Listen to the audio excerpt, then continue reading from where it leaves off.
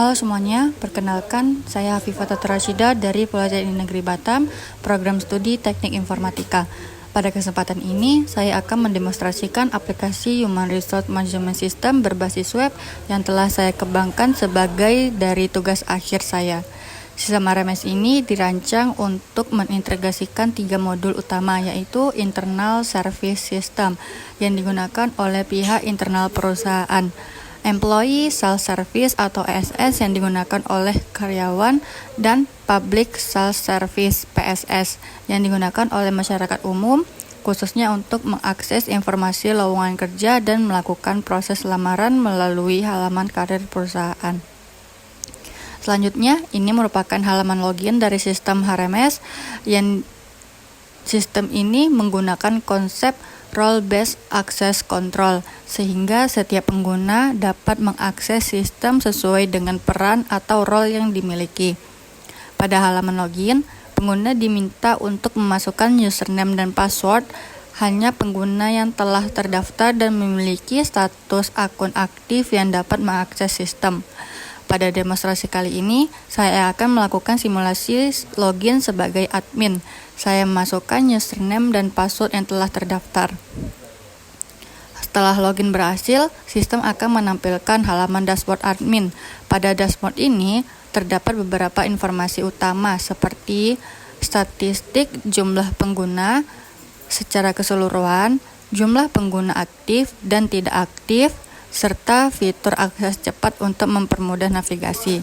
Selain itu, juga terdapat menu administrator yang digunakan untuk mengelola data pengguna.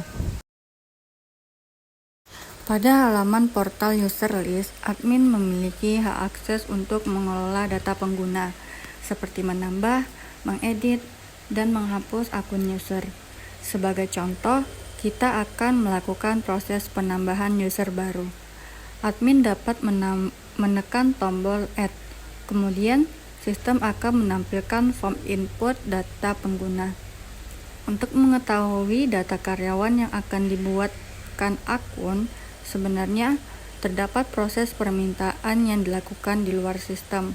Namun, untuk memastikan data seperti nama lengkap dan batch number, admin dapat melihat pada menu ISS, tepatnya di bagian Employee. Pada menu tersebut, tersedia informasi lengkap karyawan, seperti batch number, full name, dan data pendukung lainnya. Selanjutnya, kita simulasikan penambahan akun untuk karyawan bernama Gina Salsabila. Admin kembali ke halaman tambah user, kemudian mengisi beberapa file inputan seperti full name, batch number, username, email, password. Pada bagian password, admin dapat melihat isi password dengan menekan tombol mata yang tersedia. Kemudian, pada bagian role, Gina merupakan karyawan biasa, maka kita pilih role sebagai staff. Setelah seluruh data terisi, admin menekan tombol submit. Sistem akan menampilkan modal konfirmasi untuk memastikan apakah data benar-benar ingin disimpan.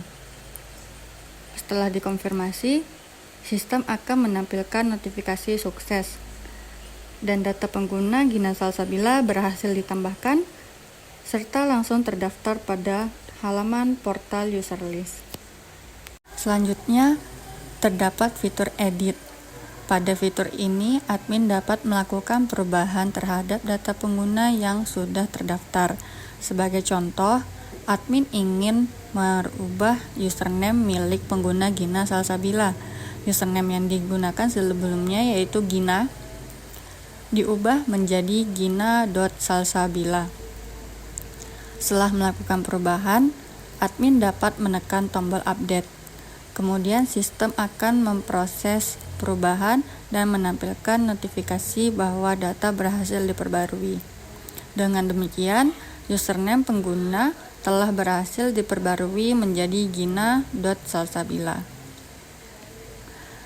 Setelah itu, sistem juga menyediakan fitur untuk menonaktifkan akun pengguna. Fitur ini digunakan apabila karyawan sudah tidak aktif bekerja di perusahaan. Admin dapat menekan tombol delete, kemudian sistem akan mengubah status akun pengguna menjadi inaktif tanpa menghapus data secara permanen. Dengan cara ini, pengguna tetap tersimpan di dalam sistem, namun akun tersebut sudah tidak dapat digunakan untuk mengakses aplikasi. Selanjutnya, admin juga memiliki menu Control Permission. Pada menu ini, admin dapat melakukan pengelolaan hak akses, seperti menambah, mengedit, serta mengatur permission pada setiap aplikasi yang tersedia. Sebagai contoh, pada aplikasi HRMS, terdapat pengelompokan permission berdasarkan permission group. Permission group ini digunakan untuk mengelompokkan akses berdasarkan menu atau modul tertentu yang tersedia di dalam sistem. Selain itu, terdapat juga permission name yang berfungsi untuk menentukan fitur spesifikasi apa saja yang dapat diakses oleh pengguna. Dengan adanya pengaturan ini, tidak semua role memiliki akses ke seluruh fitur dalam sistem. Hak akses setiap pengguna sepenuhnya ditentukan berdasarkan kombinasi permission name dan index key yang telah didefinisikan. Implementasi pengaturan ini juga terhubung dengan sisi front-end, di mana setiap halaman atau fitur akan melakukan pengecekan terhadap permission yang dimiliki pengguna sebelum dapat diakses. Dengan demikian, sistem dapat memastikan bahwa setiap pengguna hanya dapat mengakses fitur sesuai dengan hak akses yang telah ditentukan. Selanjutnya, admin memiliki menu Master Role atau menu Role Has Permission yang digunakan untuk mengelola hubungan antar role dan hak permission. Pada menu ini, admin dapat menentukan hak akses apa saja yang dimiliki oleh setiap role, sehingga sistem dapat membatasi fitur yang dapat diakses oleh pengguna sesuai dengan perannya. Sebagai contoh, pada proses penambahan role, admin terlebih dahulu mengisi role name. Setelah itu, sistem akan menampilkan daftar application permission yang sudah dikelompokkan berdasarkan modul atau menu. Admin kemudian dapat memilih hak akses yang sesuai dengan cara mencentang checkbox pada fitur yang diinginkan. Setelah selesai, admin menekan tombol submit, akan menampilkan notifikasi sukses. Selain menambah dan mengedit, admin juga dapat melakukan penghapusan role melalui fitur delete. Pada halaman daftar role, admin dapat memilih aksi delete pada role yang diinginkan. Setelah itu, sistem akan menampilkan modal konfirmasi untuk memastikan bahwa data benar-benar ingin dihapus. Jika admin menekan tombol confirm, maka sistem akan menghapus data role beserta relasi role dan permission yang terkait di dalam basis data. Dengan demikian, fitur pengelolaan user, master role, dan permission pada sistem HRMS telah berhasil diimplementasikan. Melalui fitur ini, admin dapat mengatur hak akses secara terstruktur menggunakan konsep role-based access control, sehingga setiap pengguna hanya dapat mengakses fitur sesuai dengan kewenangannya. Selanjutnya, saya akan melanjutkan demonstrasi pada sisi pengguna HR untuk melihat bagaimana sistem ini digunakan dalam mendukung operasional perusahaan. Selanjutnya kita akan melakukan simulasi menggunakan peran HR. Setelah berhasil login, sistem akan menampilkan halaman dashboard HR. Pada dashboard ini, terdapat beberapa informasi penting seperti total employee, jumlah employee yang aktif dan tidak aktif, total recruitment berdasarkan proses MPR yang sudah selesai, jumlah MPR yang masih dalam pending status, serta jumlah pengajuan cuti yang masih pending. Selanjutnya, kita masuk ke menu ISS pada employee. Pada menu ini, HR dapat melakukan pengelolaan data karyawan secara menyeluruh. Untuk menambah data karyawan baru, HR dapat menekan tombol Add Employee. Sistem kemudian akan menampilkan form input data karyawan yang harus diisi sesuai dengan informasi yang dibutuhkan. Selain itu, Terdapat fitur edit pada kolom action yang memungkinkan HR untuk memperbarui data karyawan yang sudah ada. Pada menu action juga terdapat fitur delete. Namun, proses delete pada sistem ini tidak menghapus data secara permanen, melainkan akan pindah ke halaman pada menu check employee. Pada menu check employee, HR dapat melakukan pencarian data karyawan berdasarkan batch number atau nama karyawan. Sistem akan menampilkan data karyawan yang berstatus inaktif. Selanjutnya, apabila karyawan tersebut ingin diaktifkan kembali, HR dapat menggunakan fitur Enable. Pada kolom action, HR dapat menekan tombol Enable, kemudian sistem akan menampilkan konfirmasi. Setelah konfirmasi, sistem akan mengubah status karyawan dari inaktif menjadi aktif. Data karyawan akan kembali muncul pada daftar employee aktif. Selanjutnya, terdapat menu dokumen work. Ketika menu ini dipilih, sistem akan menampilkan halaman daftar dokumen yang telah diunggah sebelumnya. Untuk menambah dokumen baru, HR dapat masuk ke menu Upload Work Document. Pada halaman ini, HR dapat mengunduh template, kemudian mengisi sesuai kebutuhan seperti batch number, nama file, dan keterangan dokumen.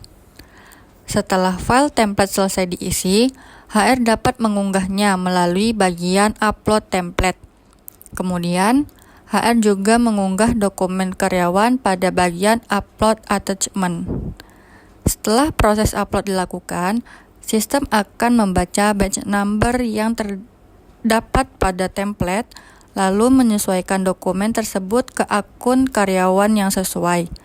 Selanjutnya, jika HR kembali ke halaman dokumen work, maka akan terlihat data dokumen baru yang telah berhasil diunggah dan tersimpan di dalam sistem. Selanjutnya, terdapat fitur pengelolaan cuti yang terbagi menjadi dua menu, yaitu Leave Type dan Partial Days. Pada menu Leave Type, HR dapat mengelola jenis-jenis cuti yang berlaku di perusahaan.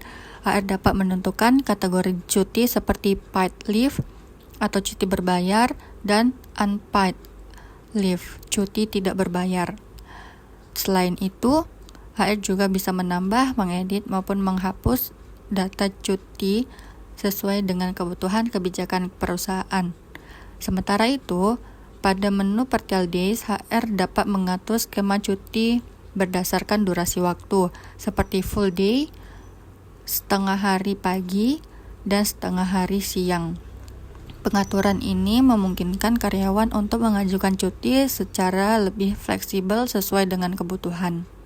Selanjutnya, HR juga dapat melakukan monitoring terhadap permintaan tenaga kerja baru.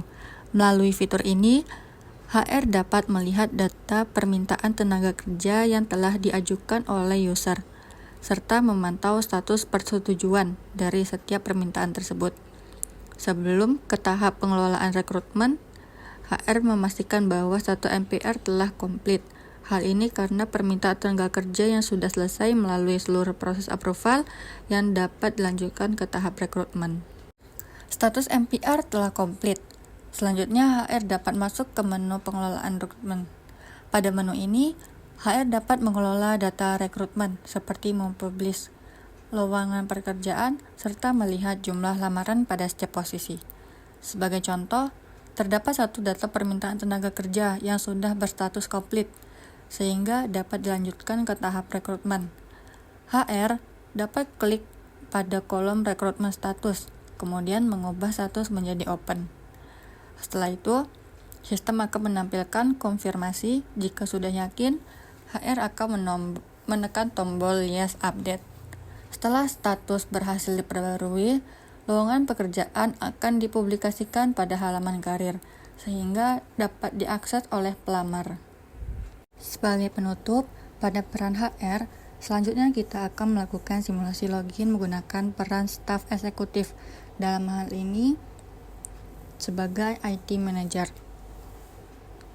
Setelah login berhasil, sistem akan menampilkan halaman dashboard sesuai dengan peran pengguna. Pada peran staf eksekutif, tersedia fitur untuk mengajukan kebutuhan tenaga kerja baru.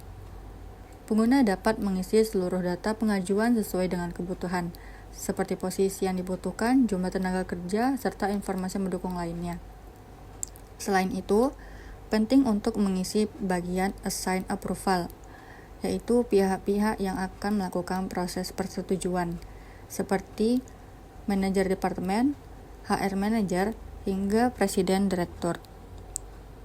Dengan demikian, pengajuan NPR akan masuk ke dalam alur persetujuan berjenjang sebelum dapat diproses lebih lanjut ke tahap rekrutmen. Terdapat proses persetujuan pada pengajuan manpower request yang dapat diakses melalui bagian Action Detail. Pada halaman ini, staf eksekutif dapat melakukan peninjauan terhadap permintaan tenaga kerja yang diajukan, serta memberikan keputusan untuk menyetujui atau menolak permintaan tersebut. Jika ingin menyetujui, pengguna cukup menekan tombol Approve. Kemudian, sistem akan menampilkan modal untuk mengisi remarks atau catatan. Pada proses Approve, pengisian remarks berisi opsional. Namun, apabila memilih Reject, maka pengisian remarks menjadi wajib. Hal ini bertujuan agar alasan penolakan dapat diketahui dengan jelas oleh pihak pengaju. Setelah keputusan dikonfirmasi, sistem akan menyimpan hasil persetujuan dan melanjutkan proses ke tahap berikutnya sesuai alur approval yang telah ditentukan. Selain proses persetujuan manpower request, pada peran staf eksekutif juga terdapat menu approval list. Melalui menu ini, staf eksekutif dapat menyetujui atau menolak permintaan cuti yang diajukan oleh karyawan. Proses ini dapat dilakukan melalui bagian Action Detail pada setiap data pengajuan cuti. Ketika pengguna ingin memilih Approve, sistem akan menampilkan modal remarks yang berisi opsional. Namun apabila memilih Reject, maka pengisian remarks menjadi wajib agar alasan penolakan dapat diketahui oleh karyawan. Sebagai contoh, kita akan melakukan Approve pada salah satu data permintaan cuti. Setelah tombol Approve dipilih dan dikonfirmasi, sistem akan menyimpan keputusan dan memperbarui status pengajuan cuti. Sekian fitur yang dapat dikelola pada peran staf eksekutif. Selanjutnya, kita akan melanjutkan simulasi dengan menggunakan peran staf. Setelah melakukan login sebagai staf, sistem akan menampilkan halaman dashboard yang sesuai dengan kebutuhan karyawan. Untuk melihat data kepegawaian secara lengkap, pengguna dapat menekan langsung menu View Profile pada aksi cepat. Selanjutnya, sistem akan menampilkan detail data kepegawaian pengguna secara lengkap sesuai dengan informasi yang tersimpan di dalam sistem. Selanjutnya, untuk melihat dokumen pekerja, pengguna dapat mengakses menu Documents. Pada halaman ini, sistem akan menampilkan daftar dokumen yang telah diunggah oleh pihak HR dan dikaitkan dengan akun pengguna. Apabila pengguna ingin melihat dokumen tersebut, cukup tekan tombol Download. Setelah itu, sistem akan mengunduh file dan menyimpan secara otomatis ke perangkat lokal pengguna.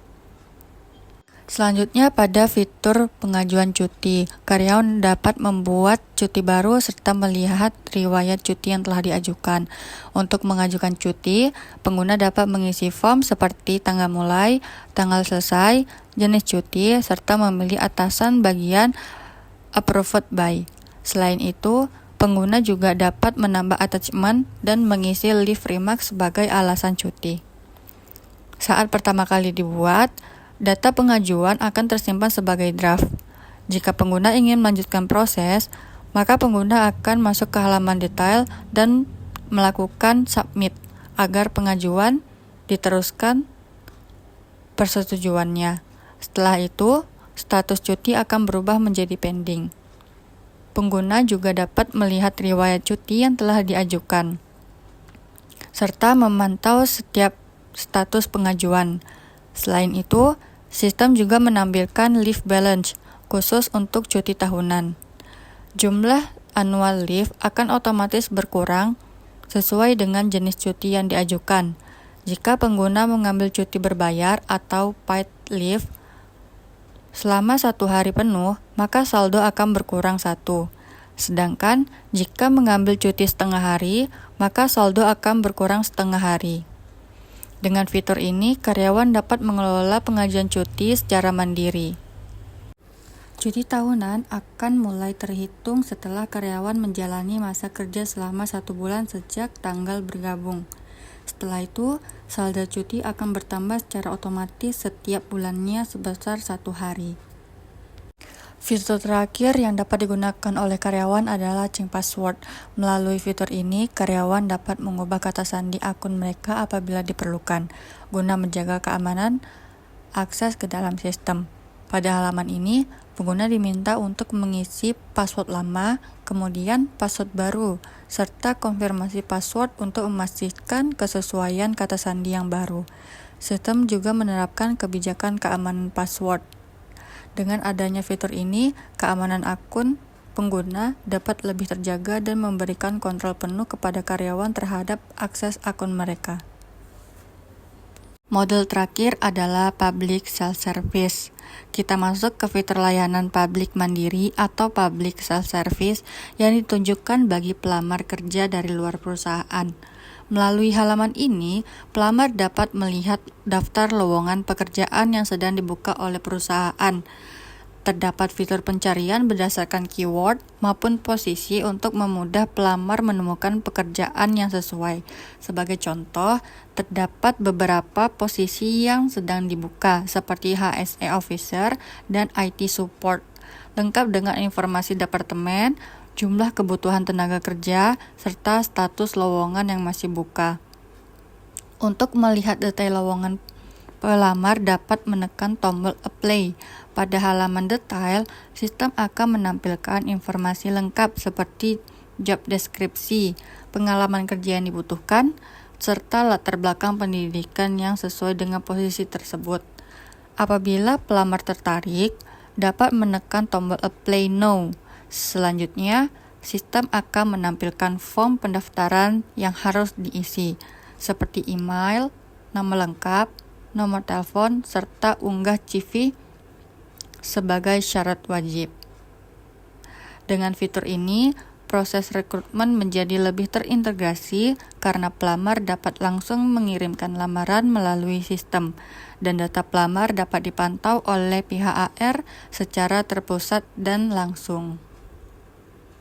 Sebagai penutup, demikian demo aplikasi Human Resource Management System berbasis web yang telah saya implementasikan sebagai salah satu syarat penyelesaian tugas akhir. Sistem ini terdiri dari 3 modul, yaitu Internal Service System, Employee Self-Service, dan Public Self-Service, yang saling terintegrasi untuk mendukung kebutuhan pengelolaan sumber daya manusia secara menyeluruh. Dengan adanya sistem ini, diharapkan proses administrasi HR, pengelolaan data karyawan, serta proses rekrutmen dapat berjalan dengan efektif, efisien, dan terpusat dalam satu platform. Terima kasih atas perhatian yang telah diberikan.